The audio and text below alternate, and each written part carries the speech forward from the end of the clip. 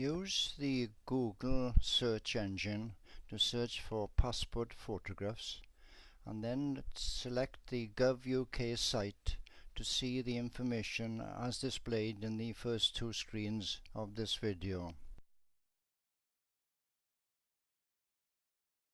To enable us to do this, if I go across to the crop tool here and left click crop, the aspect ratio can be changed down here, and these are the figures that the Gov UK site specifies you must have.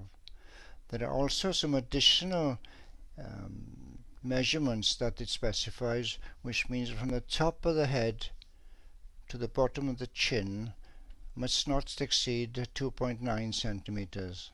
I'll come back to that.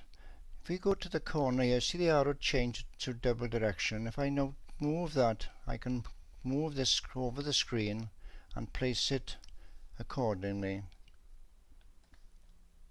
so that this overall size now is according to this aspect ratio here, 3.5 centimeters wide and 4.5 centimeters high. I now have my image. If I go to select here, that accepts it. The next thing you have to do is to establish the background paper that you're going to print this on. If I go to image, resize, image size, you'll see that these are the two dimensions specified by Gov UK for a passport, and this is the resolution in pixels per inch that relates to those measurements. It says 567.8. If I cancel on that, I now want to go to File, New, Blank File. I've set these two to be standard A4 in this case. You might have different photographic paper. But down here I will change this to 5. Let me stop there for a moment. I've forgotten what measurements I'd said. So let's go back to Image, Resize, Image Size, 567.8. If I go to File, New, Blank, 567.8 pixels per inch, and this is a standard A4 paper. You might have different paper in your printer. Select Oak. I now get a blank page. All I have to do now is select the Move tool, which is this one here, left click, show the photo bin down here, left click, and move my image up onto the paper. I left click there away from it. If I now click on it, I can move that to the edge of the paper, click away. If I now go onto your layers palette, you have to set your layers palette up if you haven't done so previously. Right click, duplicate layer, Oak, and I can now, if you haven't duplicated it, I can move that image down because I'm now working on another layer here. Click away, go to the top image here on the layer palette, right click, duplicate layer, Oak, move down, click away, right click, duplicate layer, Oak,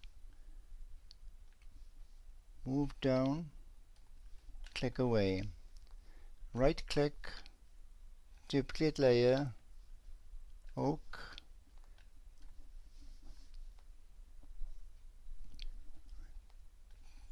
I made a mistake there deliberately.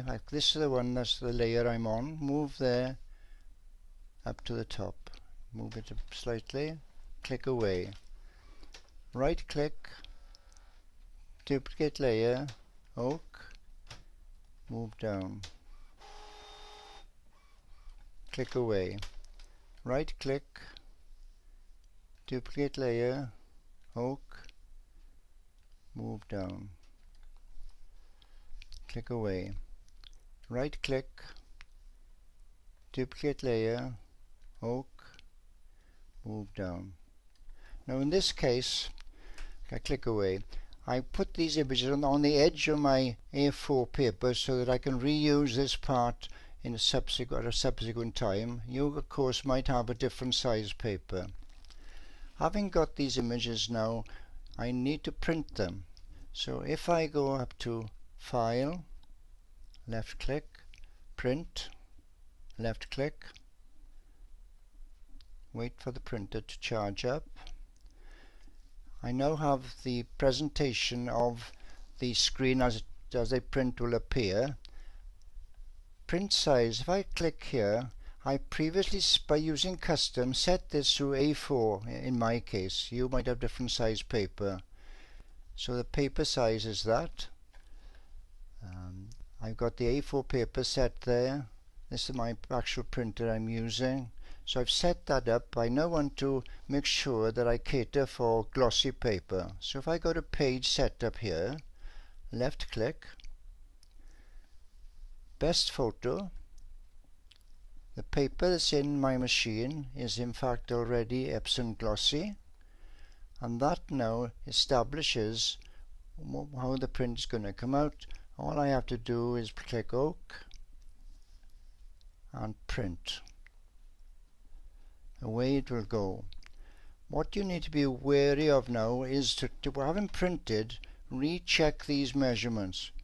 I have in fact, when this individual print was on screen, used a bit of paper to measure from there to there, take another measure from there to there, and as a ratio of those, multiply by 4.5 to see if it conforms with the maximum that the Gov UK caters for. There doesn't appear to be a ruler in this version of Photoshop that will enable you to do that.